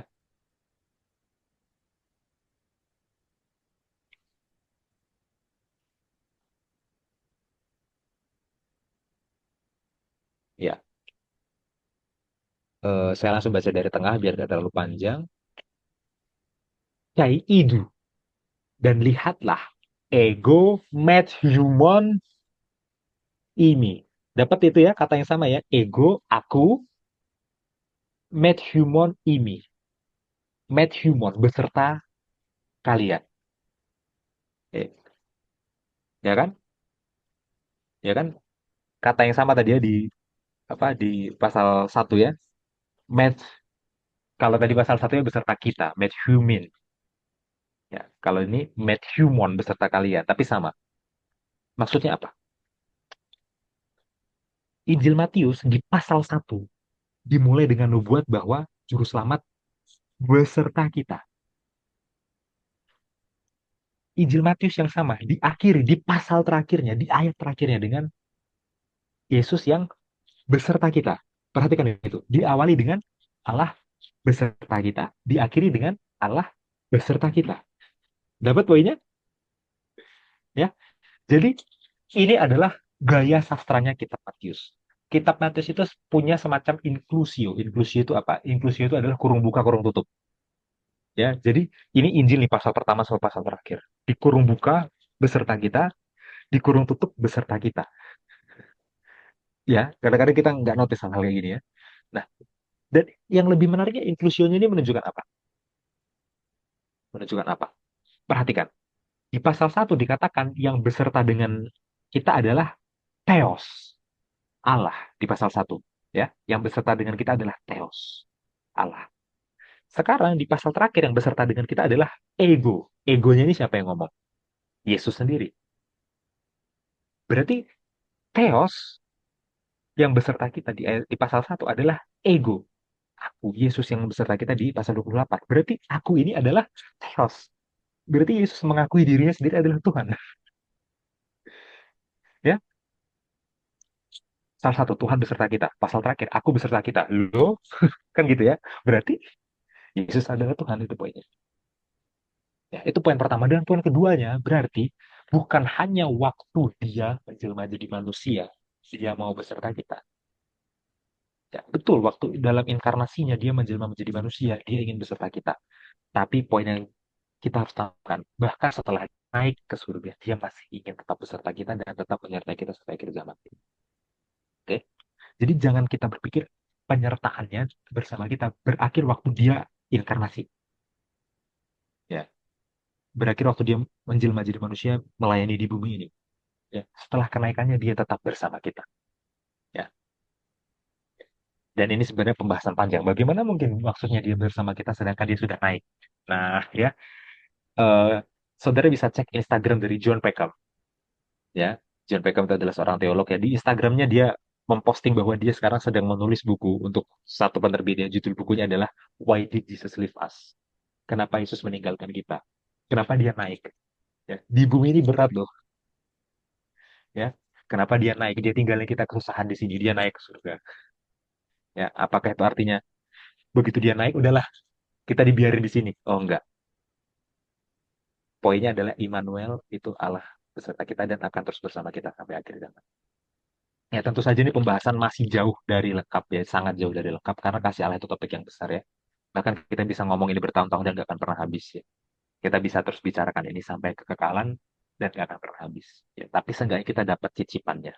Cicipannya berarti dia adalah pencipta, dia adalah kudus, dia adalah kasih, dinyatakan secara penuh dalam Yesus dan dia akan tetap bersama kita sampai akhir zaman. Itu Allah dan kita mau berhubungan dengan Allah yang itu. Allah pencipta kita yang karakternya seperti itu. Ya, itu sedikit cuplikannya. Ya, sampai di sini, Bil. Silahkan tanggapannya. Iya, saya rasa itu rangkuman yang bagus ya untuk menutup pelajaran kita ya. Dan eh, seperti inilah Tuhannya, Tuhan yang kita sembah. Mungkin saya mau tarik fokus kita ke situ. Ya, bahwa jangan kita belajar ini seolah-olah kita belajar, seolah-olah ini jadi ilmu pengetahuan saja gitu loh maksudnya. Maksudnya adalah dalam sekali loh maknanya ketika dia mengaku dirinya Tuhan dan dia bilang dia masih beserta kita itu loh. Itu dalam sekali saudara maknanya. Artinya yang tadi kita bahas, kuasa dia untuk menciptakan, kekudusannya, kasihnya itu masih jalan sampai sekarang. Itu maksudnya. Jangan kita pikir Tuhan Yesus naik ke surga terus semua itu hilang gitu. Enggak, enggak. Dan dalam praktik kekristenan kita, dalam kehidupan kita sehari-hari, untuk benar-benar percaya Tuhan menyertai kita, itu tidak mudah. Karena kita hidup di dunia yang penuh kekhawatiran, ya kan? Sehingga ketika kita berhenti khawatir, itu artinya saudara, saudara percaya bahwa Tuhan itu masih beserta saudara. Itu dia. Yang saya lihat dari pelajaran ini. Ketika saudara belajar untuk hidup kudus, itu artinya saudara masih percaya bahwa Tuhan itu masih beserta saudara. Karena dia akan mampukan. Ketika kita belajar untuk mengasihi, itu artinya kita percaya bahwa Tuhan itu masih beserta kita. Ketika kita menyembah dia karena dia adalah pencipta, itu artinya kita percaya Tuhan masih beserta kita. Masih ada loh Tuhan di dunia ini. Masih ada loh pencipta. Ya. Dan itu maknanya sangat dalam kalau kita benar-benar mau pikirkan setiap apa ya aktivitas kita, pilihan hidup kita berdasarkan ini, gitu kan. Beserta itu jangan kita pikir kayak tadi Mas Hansen aja bahwa artinya sulit. Kalau kita lagi sulit, berarti Tuhan tuh sama-sama kita enggak. Itu berarti juga Tuhan melihat semua yang kita lakukan, saudara. Karena kan Dia beserta kita. Jadi semua pilihan kita, semua dosa-dosa kita, Tuhan tuh tahu gitu. Karena Dia masih beserta kita. Ya. Wah, ini luar biasa sekali. Apalagi ayat terakhir itu ya, karena itu kan adalah panggilan, panggilan ya untuk menginjil ya. Jadi kata beserta itu juga termasuk dalam penginjilan kita untuk menjangkau orang lain. Tuhan itu tetap punya kuasa. Lihat bagaimana murid-muridnya lebih berkuasa ketika ditinggalkan dibandingkan sama Tuhan Yesus kan. Jadi yang Yesus katakan di Matius 28 ayat 20 ini benar. Dan kita bisa tagih itu saudara setiap hari. Mungkin itu Mas Hansen. Iya, ya mungkin Bill nggak sengaja menyebut kata setiap hari ya, tapi coba kita baca teks Yunaninya ya. Dalam teks Hmm. Yunaninya dikatakan, ya saya baca dari bagian sebelumnya lagi, kai idu dan lihatlah ego met humon, ini aku bersama kalian, pasas tas hemeras. Pasas itu semua, ya. Hmm. Tas hemeras itu artinya adalah hari-hari. Aku bersama kalian semua hari-hari, ya. Hmm. Bahasa Inggrisnya always, oke. Selalu, ya, selalu oke. Kemudian bahasa Indonesianya senantiasa. Oke, senantiasa. Oke, Tuhan menyertai kita selalu senantiasa. Ya, tapi dalam nuansa pergumulan hidup ya, kata sehari-hari itu jauh lebih dalam ya. Ya, Iya. setiap hari nggak pernah ada hari di mana dia nggak ada ya. Dalam bahasa aslinya itu adalah pasas tas hemeras. Semua hari-hari. Eos ya sampai tes suntelias tu ainos. Sampai ya bahasa Indonesianya akhir zaman, bahasa Inggrisnya end of age, akhir zaman. Tapi bahasa Yunaninya adalah sampai puncak completion, pemenuhan, konsumasi dari waktu. Hmm. Nah, itu ya, puncak dari waktu. Nah, itu ya. Jadi puncak ya kalau akhir zaman tuh kan kita paham kronologi ya tentunya ya. Tapi kalau puncak dari waktu itu artinya apa? Akan ada intensitas yang semakin tinggi, Iya. konsumasi. Nah, itu ya dalam bahasa bahasa ininya Yunaninya suntelias ya dari kata teleos itu ya. Teleos itu artinya sempurna, lengkap gitu ya. Suntelias, saling lengkapnya. Nah, gitu kan. Suntelias itu ainos, saling lengkapnya waktu, konsumasi waktu ya. Nah, itu ya. Jadi ini memang seperti apa ya? Seperti oh mengenal satu, kita mempelajari pencipta kita dan dia begini loh. Oke, oke. Tapi poinnya adalah nggak ada hari yang tanpa dia itu poinnya. Meskipun semuanya semakin memuncak ya, bukan hanya kronologi tapi semakin memuncak, semakin intens ya di ujung sampai ke ujung waktu ya dia ada setiap hari. Itu ya, itu. Makanya kita ya bahasa bahasa Yunani itu memang indah ya. Gitu. Ada lagi Bill? Nggak cukup. Cukup ya. Oke, kita rangkum ya.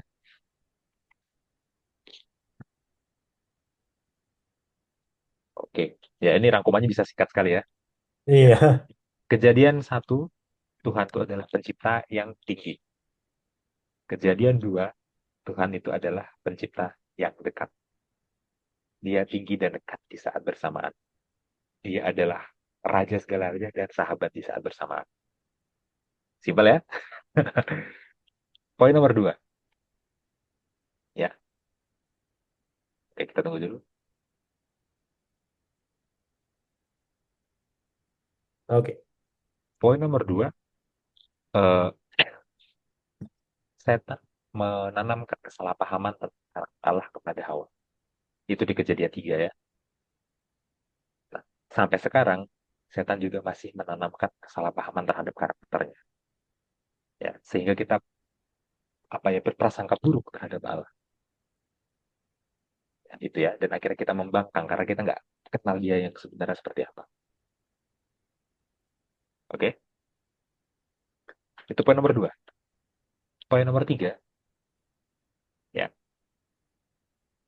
eh, Imamat 20 ya, yaitu Tuhan itu kudus. Ya, artinya dia tidak tidak bisa bercampur sama sekali dengan kejahatan dan dosa. Itu ya poinnya. Lalu eh, poin nomor 4 ya, itu ada dua ayat, satu dari perjanjian lama ya di Keluaran 34 ya, yang satu lagi dari perjanjian baru di 1 Yohanes 4 ya. Dan dijelaskan Allah itu kasih ya. Bukan hanya tindakannya ya, tapi dia sumbernya, dia core-nya, dia intinya. Dia sendiri itu adalah kasih. Makanya tindakannya kasih itu jelas betul tindakannya kasih. Tapi bukan hanya tindakan. Dianya sendiri itu kasih. Makanya kasih kita itu harus bersumber dari dia. Ya, karena dia sumber.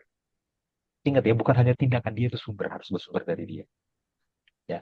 Dan dihubungkan dengan Yohanes 3 ayat 16 ya, kasih terbesarnya adalah mengorbankan Yesus. Oke, lanjut. Poin nomor 5. Eh, ya, Yohanes 13 ayat 9 ya, pernyataan penuh dari Allah itu ada dalam Yesus. 14 ayat 9 gitu. Oh, sorry, sorry, sorry.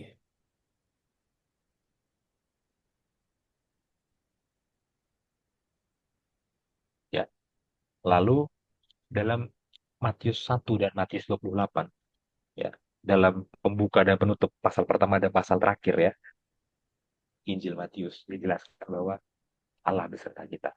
Artinya Allah beserta kita dalam penjelmaannya jadi manusia, dalam inkarnasinya dulu, tapi setelah dia naik dia masih beserta kita sampai sekarang. Setiap hari dalam perjuangan kita sampai ke akhir zaman. Ya. Nah, itu ya. Ini rangkumannya kira-kira ya. Ya, tentu kita harus banyak merefleksikan ini ya. Jadi jangan ya intinya kudus kasih ya itu kita bisa 1 menit juga selesai ya. Tapi harus banyak Ya. refleksi. Oke, silahkan Bill kita tutup atau ada tambahan lagi? Ya, cukup saudara-saudara sampai di sini pelajaran sekolah sahabat kita. Ini pelajaran yang sangat bagus, sangat dalam. Kita butuh waktu yang ekstra gitu ya, secara pribadi untuk memeditasi gini. Apa yang udah kita pelajari ini tentang karakter Tuhan ya. Saya harap ini bisa menyentuh hati kita lah. Ya, karena setan mau kita tidak belajar ini, saudara. Ingat itu. Kan itu tadi, setan mau kita tidak ingin belajar ini. Ya, tapi puji Tuhan kita belajar ini saat ini. Baik, sampai di sini pelajaran soal sahabat kita. Saya akan tutup kita dalam doa. Ya. Mari kita bersatu dalam doa. Bapa di sorga, terima kasih atas berkat-Mu. Kami sudah belajar sekolah sahabat. Bantu kami Tuhan untuk mengenal Engkau lebih dekat. Secara pribadi, secara jemaat, secara pengertian kami tentang Engkau. Yang Engkau tunjukkan di dalam kitab suci-Mu, Alkitab. Kami berdoa secara khusus untuk guru-guru sekolah sahabat yang akan mengajar, berikan mereka hikmat Tuhan. Terima kasih Bapak, terima kasih atas berkat-Mu kepada kami, atas ampunan dosa-Mu kepada kami. Di dalam nama Tuhan Yesus kami berdoa. Amin. Baik, sampai di sini pelajaran sekolah sahabat kita. Shalom. Shalom, shalom semuanya.